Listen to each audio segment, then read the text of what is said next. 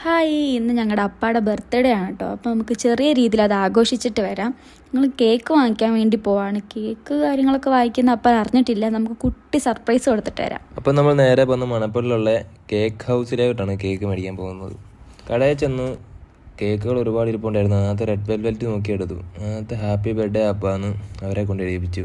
നമ്മൾ കേക്ക് മേടിച്ച് നേരെ കടയിലോട്ട് പോവുകയാണ്. നമ്മൾ കേക്ക് ഒരു പാർട്ടി പേപ്പർ മേടിച്ചത്. അപ്പൻ അറിയാണ്ട് നമ്മൾ ചെറിയ സർപ്രൈസ് കൊടുക്കാനുള്ള പ്ലാനിങ് ആണ്. നമുക്കതൊരു സർപ്രൈസ് ആവുമോ ഇല്ലയോ എന്നുള്ള കാര്യം നോക്കാം.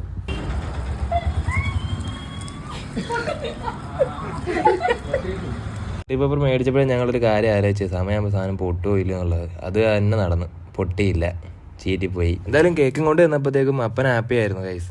പാർട്ടി പേപ്പർ പൊട്ടിയിരുന്നേ ഉള്ളൂ, പക്ഷെ ആൾ ഹാപ്പി ആയിരുന്നു. അങ്ങനെ കേക്കൊക്കെ മുറിച്ചു, ചെറിയ ചെറിയ പീസാക്കി എല്ലാവർക്കും അങ്ങോട്ടും ഇങ്ങോട്ടും കഴിച്ചു. അപ്പൻ ഹാപ്പി, ഞങ്ങൾ ഹാപ്പി.